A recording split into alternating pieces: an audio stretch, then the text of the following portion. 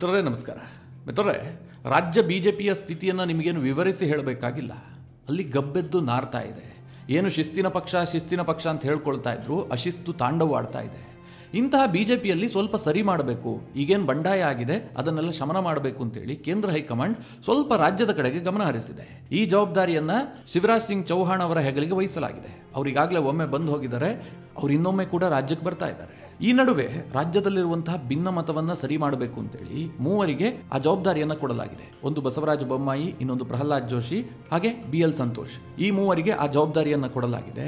ಇದರ ನಡುವೆ ರಾಜ್ಯ ಬಿಜೆಪಿಯ ಕೋರ್ ಕಮಿಟಿ ಸಭೆ ನಡೆದಿದೆ. ಈ ಸಭೆಯಲ್ಲಿ ಏನೇನು ಭಿನ್ನಮತಗಳಿದೆ ಅದಕ್ಕೊಂದಷ್ಟು ಮುಲಾಮನ್ನ ಹಚ್ಚೋದಕ್ಕೆ ಏನೆಲ್ಲ ಪ್ರಯತ್ನ ಮಾಡಬೇಕು ಅನ್ನೋದರ ಕುರಿತಾಗಿ ಈ ಸಭೆಯನ್ನು ಕರೆಯಲಾಗಿತ್ತು. ರಾಜ್ಯ ಬಿಜೆಪಿಯ ಉಸ್ತುವಾರಿ ಆಗಿರುವಂತಹ ರಾಧಾಮೋಹನ್ ಸಿಂಗ್ ಅಗರ್ವಾಲ್ ನೇತೃತ್ವದಲ್ಲಿ ಈ ಸಭೆ ನಡೆಯಿತು. ಆದರೆ ಇಲ್ಲಿ ಬಿಜೆಪಿಯ ಬಂಡಾಯ ಶಮನ ಮಾಡುವಂತಹ ಯಾವುದೇ ಪ್ರಯತ್ನ ಆಗಿಲ್ಲ. ಬಿಜೆಪಿಯನ್ನು ಕಂಪ್ಲೀಟ್ ಆಗಿ ಒಡೆದು ಹಾಕುವಂತಹ ಕೆಲಸ ಆಗಿದೆ. ಅಂದ್ರೆ ಈಗಾಗಲೇ ಬೆಂಕಿ ಉರಿತಾ ಇತ್ತು, ಅದಕ್ಕೆ ರಾಧಾಮೋಹನ್ ಸಿಂಗ್ ಅಗರ್ವಾಲ್ ಅವರು ಟ್ಯಾಂಕರ್ನಲ್ಲೇ ತಂದು ತುಪ್ಪ ಸುರಿದಿದ್ದಾರೆ. ಅದೀಗ ಜ್ವಾಲೆಯಾಗಿ ಹೊರಹೊಮ್ಮುತ್ತಾ ಇದೆ. ಎಲ್ಲಾ ವಿಚಾರ ನಿಮಗೆ ಗೊತ್ತಿರುವಂತಹದ್ದೇ. ಕೋರ್ ಕಮಿಟಿ ಸಭೆ ಬಗ್ಗೆ ನಿಮಗೆ ಅನೇಕ ಕಡೆ ಮಾಹಿತಿ ಸಿಕ್ಕಿದೆ. ಆದ್ರೆ ಬಹಳ ಇಂಟ್ರೆಸ್ಟಿಂಗ್ ವಿಚಾರವನ್ನು ಹೇಳ್ತೀನಿ. ಶ್ರೀರಾಮುಲುಗಾದಂತಹ ಬೇಸರ ಇದೆಯಲ್ಲ, ಇದರ ಲಾಭವನ್ನು ಪಡೆದುಕೊಳ್ಳೋದಕ್ಕೆ DK ಶಿವಕುಮಾರ್ ಯತ್ನ ಮಾಡ್ತಾ ಇದ್ದಾರೆ. ಈಗಾಗಲೇ DK ಶಿವಕುಮಾರ್ ಅವರು ಶ್ರೀರಾಮುಲು ಅವರನ್ನು ಸಂಪರ್ಕಿಸಿ ಅವರಿಗೆ ಆಫರ್ ಕೊಡುವಂತಹ ಕೆಲಸವನ್ನ ಮಾಡಿದ್ದಾರೆ. ಈ ಮೂಲಕವಾಗಿ ಸತೀಶ್ ಜಾರಕಿಹೊಳಿ ಅಂದ್ರೆ DK ಶಿವಕುಮಾರ್ ಅವರ ರಾಜಕೀಯ ಎದುರಾಳಿ ಅವರನ್ನ ಮುಗಿಸೋದಕ್ಕೆ, ರಾಜಕೀಯವಾಗಿ ಅವರಿಗೆ ಹಿನ್ನಡೆಯನ್ನ ಮಾಡೋದಕ್ಕೆ DK ಶಿವಕುಮಾರ್ ಅತ್ಯಂತ ದೊಡ್ಡ ಜಾಣ ನಡೆಯನ್ನು ಅನುಸರಿಸೋದಕ್ಕೆ ಮುಂದಾಗ್ತಾ ಇದ್ದಾರೆ. ಶ್ರೀರಾಮುಲುಗೂ ಕೂಡ ಬಿಜೆಪಿಯಲ್ಲಿ ಉಸಿರುಗಟ್ಟುವಂತಹ ವಾತಾವರಣ ನಿರ್ಮಾಣ ಆಗಿದೆ. ಒಂದು ಕಡೆ ತನ್ನ ಪ್ರಾಣ ಸ್ನೇಹಿತನಾದಂತಹ ಜನಾರ್ದನ್ ರೆಡ್ಡಿಯೇ ಈಗ ತನ್ನ ವಿರುದ್ಧವಾಗಿ ತಿರುಗಿಬಿದ್ದಿದ್ದಾರೆ ಅಂತ ಗೊತ್ತಾಗಿದೆ. ಶ್ರೀರಾಮುಲುಗೆ ಅನಿಸ್ತಾ ಇದೆ, ಇಲ್ಲಿ ನಾನು ಇನ್ನು ಹೆಚ್ಚು ದಿನ ಇರೋದಕ್ಕೆ ಸಾಧ್ಯ ಇಲ್ಲ, ಇಲ್ಲಿ ರಾಜಕೀಯ ಭವಿಷ್ಯ ಇಲ್ಲ, ಹೀಗಂತ ಶ್ರೀರಾಮುಲುಗೆ ಅನಿಸೋದಕ್ಕೆ ಶುರುವಾಗಿದೆ. ಇದರ ಲಾಭವನ್ನ DKಶಿ ಪಡೆದುಕೊಳ್ಳೋದಕ್ಕೆ ಹೊರಟಿದ್ದಾರೆ. ಹಾಗಾದ್ರೆ ಮಿತ್ರರೇ, ಶ್ರೀರಾಮುಲುಗೆ DKಶಿ ಕೊಟ್ಟಂತಹ ಆಫರ್ ಏನು? ಶ್ರೀರಾಮುಲುವನ್ನ ತಡೆಯೋದಕ್ಕೆ ರಮೇಶ್ ಜಾರಕಿಹೊಳಿ ಮಾಡಿರುವಂತಹ ತಂತ್ರಗಾರಿಕೆ ಏನು? ಇದರ ಹಿಂದೆ ಸತೀಶ್ ಜಾರಕಿಹೊಳಿ ಅವರ ಪ್ರಭಾವ ಎಷ್ಟಿದೆ? ಬಹಳ ಇಂಟ್ರೆಸ್ಟಿಂಗ್ ಬೆಳವಣಿಗೆ ಇದು. ಈ ವಿಡಿಯೋದಲ್ಲಿ ನಿಮಗೆ ಡೀಟೇಲ್ ಆಗಿ ತಿಳಿಸ್ಕೊಡ್ತೀನಿ. ನೀವು ಈ ವಿಡಿಯೋನ ಕೊನೆವರೆಗೂ ಮಿಸ್ ಮಾಡದೆ ನೋಡಿ. ಮಿತ್ರರೇ, ರಾಧಾಮೋಹನ್ ಸಿಂಗ್ ಅಗರ್ವಾಲ್ ರಾಜ್ಯ ಬಿಜೆಪಿಯ ಉಸ್ತುವಾರಿ. ನನಗನ್ಸುತ್ತೆ ಕರ್ನಾಟಕ ರಾಜ್ಯದ ಬಿಜೆಪಿ ಕಂಡಂತಹ ಅತ್ಯಂತ ಅಸಮರ್ಥ ರಾಜ್ಯದ ಉಸ್ತುವಾರಿ. ಯಾಕೆ ಅಂತ ಹೇಳ್ತೀನಿ ಕೇಳಿ. ಇವರಿಗೆ ಯಾವುದೇ ರೀತಿಯಲ್ಲೂ ಅನುಭವ ಇಲ್ಲ.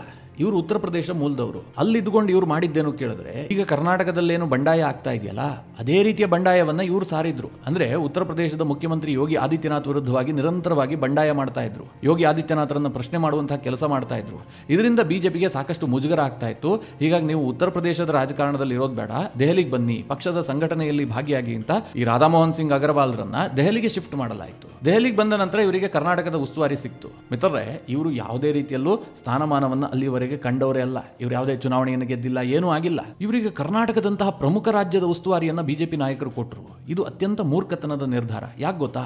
ಕರ್ನಾಟಕದ ಬಿಜೆಪಿಯನ್ನ ನಿರ್ವಹಿಸುವಂತದ್ದು ಅಷ್ಟು ಸುಲಭ ಅಲ್ಲ. ಇಲ್ಲಿ ಸಾಕಷ್ಟು ಜಾತಿ ರಾಜಕಾರಣ ಇದೆ. ಒಂದೊಂದು ಪ್ರದೇಶಕ್ಕೆ ಒಂದೊಂದು ರೀತಿಯ ಭಿನ್ನತೆ ಇದೆ.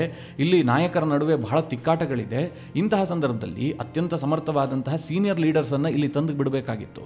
ಅದನ್ನ ಬಿಟ್ಟು ರಾಧಾಮೋಹನ್ ಸಿಂಗ್ ಅಗರ್ವಾಲ್ ರಂತಹ ಒಬ್ಬ ಬೋರ್ಡ್ ಅನ್ನು ತಂದು ಕರ್ನಾಟಕದ ಉಸ್ತುವಾರಿಯನ್ನ ಮಾಡಲಾಯಿತು. ಇದರ ಪರಿಣಾಮ ಏನಾಗ್ತಾ ಇದೆ ಅಂತಂದ್ರೆ, ರಾಧಾಮೋಹನ್ ಸಿಂಗ್ ಅಗರ್ವಾಲ್ ಈ ಹಿಂದೆ ಉತ್ತರ ಪ್ರದೇಶದಲ್ಲಿ ಭಿನ್ನಮತವನ್ನ ಮಾಡ್ತಾ ಇದ್ರಲ್ಲ, ಈಗ ಕರ್ನಾಟಕಕ್ಕೆ ಬಂದು ಇಲ್ಲಿನ ಭಿನ್ನಮತವನ್ನ ಇನ್ನಷ್ಟು ಜಾಸ್ತಿ ಮಾಡ್ತಾ ಇದ್ದಾರೆ. ಅವರಿಗೆ ಪಕ್ಷದಲ್ಲಿರುವಂತಹ ಭಿನ್ನಮತವನ್ನ ಕೊನೆಗಾಣಿಸೋದಕ್ಕೆ ಯಾವುದೇ ಮಾರ್ಗಗಳು ಸಿಗ್ತಾ ಇಲ್ಲ. ಈಗ ಕೋರ್ ಕಮಿಟಿ ಸಭೆ ನಡೀತಲ್ಲ, ಅಲ್ಲೂ ಕೂಡ ಆಗಿದ್ದಿದೆ. ಕೋರ್ ಕಮಿಟಿ ಸಭೆಯಲ್ಲಿ ಎಲ್ಲ ಸೀನಿಯರ್ಸ್ ಲೀಡರೇ ಇರ್ತಾರೆ. ಯಾರೇನು ಜೂನಿಯರ್ ಹೋಗಿ ಕೋರ್ ಕಮಿಟಿಯಲ್ಲಿ ಕೂತಿರೋದಿಲ್ಲ. ಅಲ್ಲಿ ಶ್ರೀರಾಮುಲು ಇದ್ರು, ಬಸವರಾಜ ಬೊಮ್ಮಾಯಿ ಇದ್ರು, CT ರವಿ ಅವರು ಇದ್ರು, ಸಾಕಷ್ಟು ಕೋರ್ ಕಮಿಟಿಯ ಎಲ್ಲ ನಾಯಕರು ಕೂಡ ಭಾಗಿಯಾಗಿದ್ರು. ಇಂತಹ ಸಂದರ್ಭದಲ್ಲಿ ಶ್ರೀರಾಮುಲು ಅಂತಹ ಒಬ್ಬ ಸೀನಿಯರ್ ನಾಯಕ, ಇನ್ನೊಂದು ಕಡೆ CT ರವಿ ಅವರ ವಿರುದ್ಧ ಅಲ್ಲ ಈ ರಾಧಾಮೋಹನ್ ಸಿಂಗ್ ಅಗರ್ವಾಲ್ ಅವರು ಬಾಯಿಗೆ ಬಂದಂತೆ ಮಾತನಾಡಿದ್ರೆ ಅದನ್ನ ಅವ್ರು ಕೇಳ್ತಾರಾ? ಖಂಡಿತವಾಗ್ಲೂ ಕೇಳೋದಿಲ್ಲ.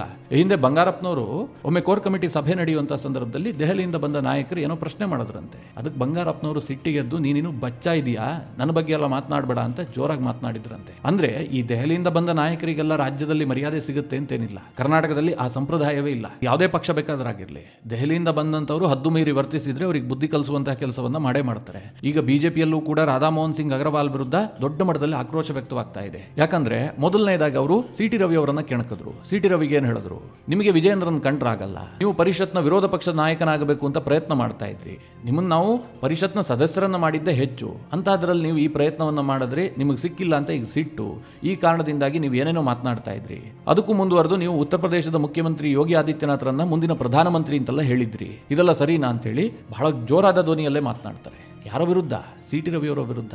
ಮಿತ್ರರೇ, ಸಿ ಟಿ ರವಿ ಅವರು ಪಕ್ಷದಲ್ಲಿ ದೊಡ್ಡ ದೊಡ್ಡ ಜವಾಬ್ದಾರಿಯನ್ನು ನಿಭಾಯಿಸಿದಂಥವ್ರು. ಅವರು ಕೂಡ ರಾಷ್ಟ್ರೀಯ ಪ್ರಧಾನ ಕಾರ್ಯದರ್ಶಿಗಳಾಗಿದ್ರು, ಅನೇಕ ರಾಜ್ಯದ ಉಸ್ತುವಾರಿಗಳಾಗಿದ್ರು, ತಮಿಳುನಾಡಿನಂತಹ ರಾಜ್ಯದ ಉಸ್ತುವಾರಿ ಆಗಿದ್ರು. ಅಂತಹ ಸಿ ಟಿ ರವಿ ಅವರಿಗೆ ಎಲ್ಲರ ಮುಂದೆ ಆ ರೀತಿಯಾಗಿ ಮಾತನಾಡಿದ್ರೆ ಅವ್ರಿಗೆ ಸಿಟ್ಟು ಬರೋದಿಲ್ವಾ? ಅದಕ್ಕೆ ಸಿ ಟಿ ರವಿ ಅವರು ಮರು ಪ್ರಶ್ನೆ ಕೇಳಿದ್ದಾರೆ. ನೀವು ಸುಖ ಸುಮ್ಮನೆ ಮಾತನಾಡಬೇಡಿ, ನೀವೇನ್ ಮಾತನಾಡ್ತಾ ಇದ್ರೆ ಅದಕ್ಕೆ ದಾಖಲೆ ಇಡಿ. ನಾನು ಎಲ್ಲಿ ಯೋಗಿ ಆದಿತ್ಯನಾಥ್ರನ್ನ ಮುಂದಿನ ಪ್ರಧಾನಿ ಅಂತ ಹೇಳಿದ್ದೀನಿ, ದಾಖಲೆ ಕೊಡಿ ಅಂತ ಕೇಳ್ತಾರೆ. ಅದಕ್ಕೆ ರಾಧಾ ಮೋಹನ್ ಸಿಂಗ್ ಅಗರ್ವಾಲ್ ಏನ್ ಹೇಳ್ತಾರೆ, ನಾನು ಈ ರಾಜ್ಯದ ಉಸ್ತುವಾರಿ, ನಾನು ಹೇಳ್ತಾ ಇದ್ದೀನಿ ಅಂತಂದ್ರೆ ಅದು ಸತ್ಯ, ನಾನು ನಿಮಗೆ ದಾಖಲೆ ಕೊಡಬೇಕಾಗಿಲ್ಲ ಅಂತ. ಅದಕ್ಕೆ ಸಿ ಟಿ ರವಿ ಉತ್ತರ ಕೊಡ್ತಾರೆ, ನಾನು ಕೂಡ ಈ ಹಿಂದೆ ಉಸ್ತುವಾರಿ ಆಗಿದ್ದೆ, ನೀವೀಗ ಆಗಿರಬಹುದು ಅಂತ ಜೋರಾಗಿ ಮಾತನಾಡ್ತಾರೆ.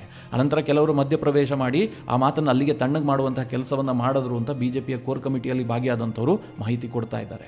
ಇದು ಒಂದು ಕಡೆ. ಸಿ ಟಿ ರವಿ ಅವರು ಈಗ ರಾಜ್ಯದ ಉಸ್ತುವಾರಿ ವಿರುದ್ಧ ಕಿಡಿಕಾರುವ ಹಂತಕ್ಕೆ ಬಂದು ನಿಂತಿದ್ದಾರೆ. ಇನ್ನೊಂದು ಕಡೆ ಶ್ರೀರಾಮುಲು ವಿಚಾರವನ್ನು ಕೂಡ ಇದೇ ರಾಧಾ ಮೋಹನ್ ಸಿಂಗ್ ಅಗರ್ವಾಲ್ ಅವರು ಪ್ರಸ್ತಾಪ ಮಾಡ್ತಾರೆ.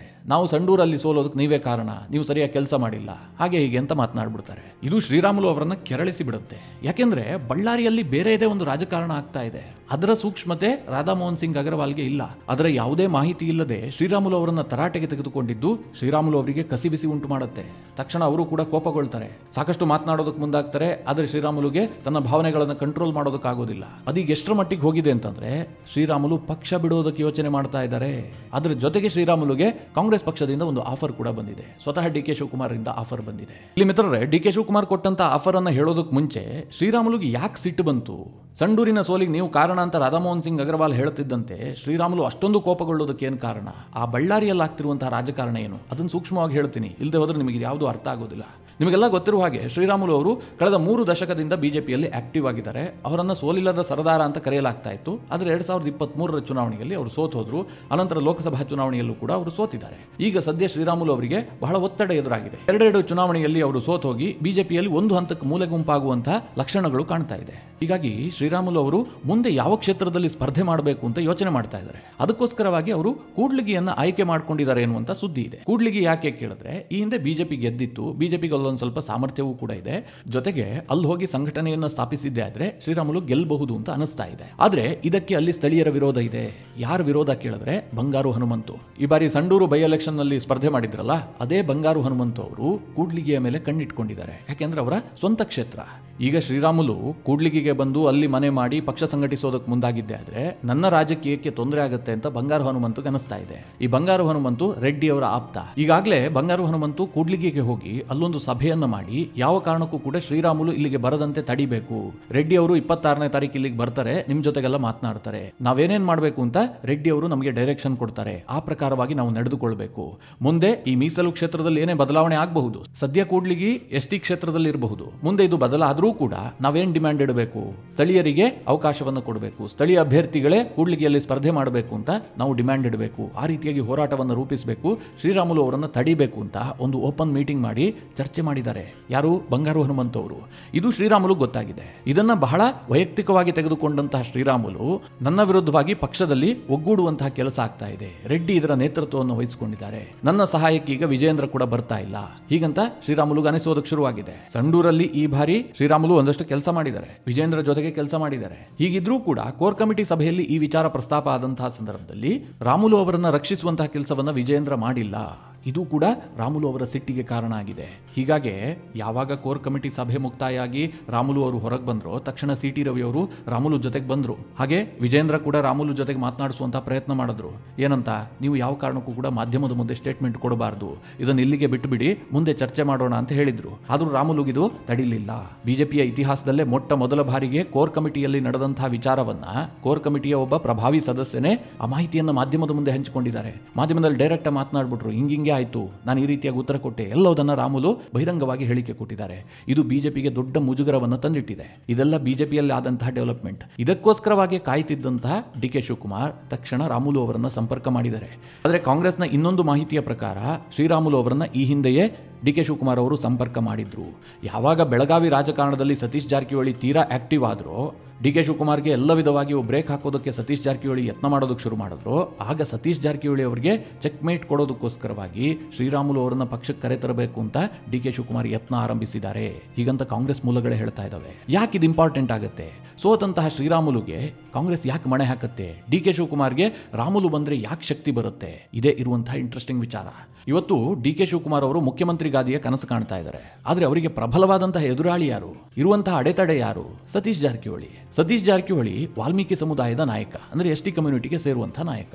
ಕಾಂಗ್ರೆಸ್ನಲ್ಲಿ ಈಗಿರುವಂತಹ ಎಸ್ ಟಿ ಸಮುದಾಯದ ಪ್ರಶ್ನಾತೀತ ನಾಯಕ ಯಾರು ಕೇಳಿದ್ರೆ ಅದು ಸತೀಶ್ ಜಾರಕಿಹೊಳಿ. ಇದರ ಲಾಭವನ್ನ ಸತೀಶ್ ಜಾರಕಿಹೊಳಿ ಹೈಕಮಾಂಡ್ ಮಟ್ಟದಲ್ಲಿ ತೆಗೆದುಕೊಳ್ತಾರೆ. ಇದಕ್ಕೆ ಟಕ್ಕರ್ ಕೊಡಬೇಕು ಅಂತಂದ್ರೆ ಶ್ರೀರಾಮುಲು ಅವರನ್ನ ಕರೆತರಬೇಕು. ಈಗ ಸತೀಶ್ ಜಾರಕಿಹೊಳಿ ಎಸ್ ಟಿ ಸಮುದಾಯದ ನಾಯಕರಾಗಿದ್ರೂ ಕೂಡ ಅವರಿಗೆ ಅಷ್ಟೇನು ಪ್ರಭಾವ ಇಲ್ಲ. ಇಡೀ ಎಸ್ ಟಿ ಸಮುದಾಯ ಸತೀಶ್ ಜಾರಕಿಹೊಳಿ ಅವರನ್ನ ಒಪ್ಪಿಕೊಳ್ಳುತ್ತೆ ಅಂತೇನಿಲ್ಲ. ಅವರಿಗಿಂತಲೂ ಜಾಸ್ತಿ ನೇಮು ಫೇಮು ಇರುವಂತಹದ್ದು ಶ್ರೀರಾಮುಲು ಅವರಿಗೆ. ಶ್ರೀರಾಮುಲುಗೆ ಒಂದು ದೊಡ್ಡ ಮಟ್ಟದ ಫ್ಯಾನ್ ಫಾಲೋವರ್ಸ್ ಇದ್ದಾರೆ. ವಾಲ್ಮೀಕಿ ಸಮುದಾಯ ಶ್ರೀರಾಮುಲುವನ್ನ ತನ್ನ ಸಮುದಾಯದ ನಾಯಕ ಅಂತ ಒಪ್ಕೊಂಡಿದೆ. ಇಂತಹ ಶ್ರೀರಾಮುಲು ಏನಾದ್ರೂ ಕಾಂಗ್ರೆಸ್ಗೆ ಬಂದಿದ್ದೆ ಆದ್ರೆ ದೊಡ್ಡ ಮಟ್ಟದಲ್ಲಿ ಶಕ್ತಿ ಬರುತ್ತೆ. ಜೊತೆಗೆ ಸತೀಶ್ ಜಾರಕಿಹೊಳಿ ಅವರ ಶಕ್ತಿ ಕುಂದುತ್ತೆ ಅನ್ನುವಂಥದ್ದು ಡಿ ಕೆ ಶಿವಕುಮಾರ್ ಅವರ ಲೆಕ್ಕಾಚಾರ. ಇದೇ ಕಾರಣಕ್ಕೆ ಡಿ ಕೆ ಶಿವಕುಮಾರ್ ಅವರು ರಾಮುಲು ಅವರನ್ನ ಸಂಪರ್ಕ ಮಾಡಿದ್ದಾರೆ. ಪಕ್ಷಕ್ಕೆ ಬನ್ನಿ, ನಿಮ್ಗೆ ಒಳ್ಳೆಯ ರೀತಿಯ ಸ್ಥಾನಮಾನ ಕೊಡ್ತೀವಿ, ಮುಂದಿನ ಚುನಾವಣೆಯಲ್ಲಿ ನೀವು ಯಾವುದೇ ಕ್ಷೇತ್ರವನ್ನ ಆಯ್ಕೆ ಮಾಡಿಕೊಂಡ್ರೂ ಕೂಡ ಅಲ್ಲಿ ನಾವು ಟಿಕೆಟ್ ಕೊಟ್ಟು ನಿಮ್ಮನ್ನ ಗೆಲ್ಸ್ಕೊಂಡು ಬರ್ತೀವಿ, ಹೀಗಂತ ಡಿ ಕೆ ಶಿವಕುಮಾರ್ ಆಫರ್ ಮಾಡಿದ್ದಾರೆ ಅಂತ ಹೇಳಿ ಬಿಜೆಪಿ ಮೂಲದಿಂದಲೇ ಮಾಹಿತಿ ಬರ್ತಾ ಇದೆ. ಇದಕ್ಕೆ ಪೂರಕವಾಗಿ ಇನ್ನೊಂದಷ್ಟು ಬೆಳವಣಿಗೆ ನಡೆದಿದೆ. ಅದೇನು ಕೇಳಿದ್ರೆ ಶ್ರೀರಾಮುಲು ಅವರನ್ನ ತಡೆಯೋದಕ್ಕೆ ಸ್ವತಃ ರಮೇಶ್ ಜಾರಕಿಹೊಳಿ ಫೀಲ್ಡ್ಗೆ ಇಳಿದಿದ್ದಾರೆ. ಇದರಲ್ಲೂ ಒಂದು ಇಂಟ್ರೆಸ್ಟಿಂಗ್ ಪಾಲಿಟಿಕ್ಸ್ ಇದೆ. ಈಗ ಕಾಂಗ್ರೆಸ್ನಲ್ಲಿ ಸತೀಶ್ ಜಾರಕಿಹೊಳಿ ವೀಕ್ ಆದ್ರೆ ಅದು ರಮೇಶ್ ಜಾರಕಿಹೊಳಿಗೆ ಲಾಸ್. ಯಾವ ಕಾರಣಕ್ಕೂ ಕೂಡ ರಮೇಶ್ ಜಾರಕಿಹೊಳಿ ಇದನ್ನ ಬಯಸೋದಿಲ್ಲ. ಅದಕ್ಕೋಸ್ಕರವಾಗಿ ಶ್ರೀರಾಮುಲು ಅವರನ್ನ ಬಿಜೆಪಿಯಲ್ಲೇ ಉಳಿಸ್ಕೊಳ್ಳೋದಕ್ಕೆ ರಮೇಶ್ ಜಾರಕಿಹೊಳಿ ಈಗ ಶ್ರೀರಾಮುಲು ಅವರನ್ನ ಸಂಪರ್ಕ ಮಾಡಿದ್ದಾರೆ. ನಾವಿಬ್ರು ಕೂಡ ಸಮಾನ ದುಃಖಿಗಳು, ಬಿಜೆಪಿಯಲ್ಲಿ ಆಗ್ತಿರುವಂತಹ ಯಾವುದೇ ಬೆಳವಣಿಗೆ ನಮಗೆ ಸಮಾಧಾನ ಕೊಟ್ಟಿಲ್ಲ. ನೀವಿಷ್ಟು ದಿನ ವಿಜಯೇಂದ್ರ ಮತ್ತು ಯಡಿಯೂರಪ್ಪನವರನ್ನ ಬೆಂಬಲಿಸಿದ್ರಿ, ಆದ್ರೆ ನಿಮ್ಗೇನು ಉಡುಗೊರೆ ಸಿಕ್ಕಿದೆ? ನೀವು ನಮ್ಮ ಗುಂಪನ್ನ ಸೇರ್ಕೊಳ್ಳಿ, ಅಂದ್ರೆ ರೆಬಲ್ ಗ್ರೂಪ್ ಅನ್ನ ಸೇರ್ಕೊಳ್ಳಿ, ನಾವೊಂದು ನ್ಯಾಯಯುತವಾಗಿ ಹೋರಾಟ ಮಾಡೋಣ, ಅಧ್ಯಕ್ಷರನ್ನ ಬದಲಾಯಿಸಿ ಇಡೀ ಬಿಜೆಪಿಯನ್ನ ಕಂಟ್ರೋಲ್ಗೆ ತೆಗೆದುಕೊಳ್ಳೋಣ ಅಂತ ರಮೇಶ್ ಜಾರಕಿಹೊಳಿ ಶ್ರೀರಾಮುಲುಗೆ ಆಹ್ವಾನವನ್ನು ಕೊಟ್ಟಿದ್ದಾರಂತೆ. ಈಗ ಶ್ರೀರಾಮುಲು ಯಾವುದೇ ರೀತಿಯಲ್ಲೂ ಕೂಡ ಪ್ರತಿಕ್ರಿಯೆ ಕೊಡ್ತಾ ಇಲ್ಲ. ಅಂದರೆ ಅವರು ಯೋಚನೆ ಮಾಡ್ತಾ ಇದ್ದಾರೆ, ಬಿಜೆಪಿಯಲ್ಲಿ ಇದ್ದಿದ್ದೇ ಆದರೆ ರೆಡ್ಡಿ ಅವರು ನನ್ನನ್ನು ಮುಗಿಸೋದಕ್ಕೆ ಎಲ್ಲ ರೀತಿಯಲ್ಲೂ ಪ್ರಯತ್ನ ಮಾಡಿದ್ದಾರೆ, ನನ್ನ ವಿರುದ್ಧವಾದಂತಹ ವಾತಾವರಣವನ್ನು ಬಿಜೆಪಿಯಲ್ಲಿ ನಿರ್ಮಾಣ ಮಾಡಲಾಗಿದೆ. ಈಗ ಹೈಕಮಾಂಡ್ ನಾಯಕರು ಕೂಡ ಎಸ್ ಟಿ ಸಮುದಾಯದ ಪ್ರಭಾವಿ ನಾಯಕ ಅಂತ ಶ್ರೀರಾಮುಲು ಮಾತಿಗೆ ಬೆಲೆ ಕೊಡ್ತಾ ಇದ್ರು. ಈಗೇನಾಗ್ಬಿಟ್ಟಿದೆ, ರೆಡ್ಡಿ ಹೋಗಿ ಅಲ್ಲಿ ಚಾಡಿ ಹೇಳುವಂತಹ ಕೆಲಸ ಮಾಡ್ತಾ ಇದ್ದಾರೆ. ಹೀಗಾಗಿ ರೆಡ್ಡಿ ಮಾತಿಗೆ ಬೆಲೆ ಸಿಗ್ತಾ ಇದೆ, ನನ್ನ ಮಾತಿಗೆ ಬೆಲೆ ಸಿಗ್ತಾ ಇಲ್ಲ, ಹೀಗಂತ ಶ್ರೀರಾಮುಲುಗೆ ಅನಿಸೋದಕ್ಕೆ ಶುರುವಾಗಿದಂತೆ. ಒಂದು ಮಾಹಿತಿಯ ಪ್ರಕಾರ ಶ್ರೀರಾಮುಲು ಅವರು ದೆಹಲಿಗೆ ಹೋಗ್ತಾರೆ, ಹೈಕಮಾಂಡ್ ನಾಯಕರನ್ನ ಭೇಟಿ ಆಗ್ತಾರೆ. ಅಂದ್ರೆ ಅಮಿತ್ ಶಾ ಅಥವಾ ಜೆ ಪಿ ನಡ್ಡಾರನ್ನ ಭೇಟಿಯಾಗುವಂತಹ ಸಾಧ್ಯತೆಗಳಿದೆ. ಆ ಬಳಿಕ ಮುಂದಿನ ತೀರ್ಮಾನವನ್ನು ತೆಗೆದುಕೊಳ್ಳುವಂತಹ ಸಾಧ್ಯತೆ ಇದೆ ಅಂತ ಕೆಲವರು ಹೇಳ್ತಾ ಇದ್ದಾರೆ. ಶ್ರೀರಾಮುಲು ಅವರಿಗೆ ಬಿಜೆಪಿಯನ್ನು ಬಿಡೋದಕ್ಕೆ ಇಷ್ಟ ಇಲ್ಲ. ಯಾಕೆಂದ್ರೆ ಬಿಜೆಪಿಯ ತತ್ವ ಸಿದ್ಧಾಂತಗಳಿಗೆ ಶ್ರೀರಾಮುಲು ಬದ್ಧರಾಗಿರುವ ಕಾರಣದಿಂದಾಗಿ ಕಾಂಗ್ರೆಸ್ಗೆ ಹೋಗೋದಕ್ಕೆ ಅವರಿಗೆ ಮನಸ್ಸಿಲ್ಲ. ಅಲ್ಲೇನೇ ಸ್ಥಾನಮಾನದ ಆಫರ್ ಕೊಟ್ಟರೂ ಕೂಡ ಅಷ್ಟಾಗಿ ಅವರು ಮನಸ್ಸು ಒಗ್ಗುತ್ತಾ ಇಲ್ಲ. ರೆಡ್ಡಿ ಅವರಿಗೆ ಸ್ವಲ್ಪ ಬ್ರೇಕ್ ಹಾಕಿದ್ದೆ ಆದರೆ ನಾನು ಬಿಜೆಪಿಯಲ್ಲೇ ಉಳಿದುಕೊಳ್ತೀನಿ ಅಂತ ಶ್ರೀರಾಮುಲು ನೇರವಾಗಿ ಹೈಕಮಾಂಡ್ಗೆ ಸಂದೇಶ ಕೊಡೋದಕ್ಕೆ ಯೋಚನೆ ಮಾಡಿದ್ದಾರೆ ಅಂತ ಅವರ ಆಪ್ತರೇ ಹೇಳ್ತಾ ಇದ್ದಾರೆ. ಹೀಗಾಗಿ ಬಿಜೆಪಿಯಲ್ಲಿ ಈಗಿರುವಂತಹ ಭಿನ್ನಮತಗಳೇ ಸಾಕಷ್ಟಿದೆ. ಒಂದು ಕಡೆ ಯತ್ನಾಳ್ ಟೀಮ್ ಅನ್ನ ಸುಧಾರಿಸಿಕೊಂಡ್ರೆ ಸಾಕು ಅಂತ ಬಿಜೆಪಿಯ ಕೇಂದ್ರ ನಾಯಕರು ಅಂದುಕೊಳ್ತಾ ಇದ್ದಾರೆ. ಇದರ ನಡುವೆ ರಾಜ್ಯ ಬಿಜೆಪಿಯ ಉಸ್ತುವಾರಿ ಆಗಿರುವಂತಹ ರಾಧಾಮೋಹನ್ ಸಿಂಗ್ ಅಗರ್ವಾಲ್ ಅವರು ಹೊಸದೊಂದಷ್ಟು ಸಮಸ್ಯೆಗಳನ್ನು ಸೃಷ್ಟಿಸಿ ಹೋಗಿದ್ದಾರೆ. ಹೀಗಾಗಿ ರಾಜ್ಯ ಬಿಜೆಪಿಯ ಬಂಡಾಯ ಏನಿದೆ ಇದು ಪ್ರತಿ ಜಿಲ್ಲೆಗೂ ಕೂಡ ವ್ಯಾಪಿಸ್ತಾ ಇದೆ. ವಿಜಯಪುರ, ಬೆಳಗಾವಿ, ಈಗ ಬಳ್ಳಾರಿ, ಇನ್ನೊಂದು ಕಡೆ ದಕ್ಷಿಣ ಕನ್ನಡ, ಹೀಗೆ ಒಂದೊಂದೇ ಜಿಲ್ಲೆಗೆ ಬಿಜೆಪಿಯ ಬಂಡಾಯ ವ್ಯಾಪಿಸೋದಕ್ಕೆ ಶುರುವಾಗಿದೆ. ಇದು ಹೈಕಮಾಂಡ್ ನಾಯಕರಿಗೆ ದೊಡ್ಡ ಮಟ್ಟದ ಬಿಸಿ ತುಪ್ಪವಾಗಿ ಪರಿಣಮಿಸಿದೆ. ಇತರರೇ, ಈ ಬಗ್ಗೆ ನೀವೇನು ಹೇಳ್ತೀರಿ? ಶ್ರೀರಾಮುಲು ಬಿಜೆಪಿಯನ್ನು ಬಿಟ್ಟು ಹೋಗುವಂತಹ ಸಾಧ್ಯತೆಗಳಿದೆಯಾ? ಸಿ.ಟಿ. ರವಿ ಅವರಿಗೆ ರಾಜ್ಯ ಉಸ್ತುವಾರಿ ಹೇಳದಂತಹ ಮಾತುಗಳು ಸರಿನಾ? ನಿಮ್ಮ ಅನಿಸಿಕೆ, ಅಭಿಪ್ರಾಯವನ್ನ ಕಮೆಂಟ್ ಮಾಡುವ ಮೂಲಕ ನಮಗೆ ತಿಳಿಸಿ. ಹಾಗೆ ನಿಮಗೆ ಈ ವಿಡಿಯೋ ಇಷ್ಟವಾದರೆ ಲೈಕ್ ಮಾಡಿ. ಜೊತೆಗೆ ನೀವಿನ್ನೂ ನಿಮ್ಮ ನೆಚ್ಚಿನ ಸಂಸ್ಕಾರ ಸೌರಭ ಯೂಟ್ಯೂಬ್ ಚಾನಲ್ನ ಸಬ್ಸ್ಕ್ರೈಬ್ ಮಾಡಿಲ್ಲ ಅಂತಾದರೆ ಈ ಕೂಡಲೇ ಸಬ್ಸ್ಕ್ರೈಬ್ ಮಾಡಿ.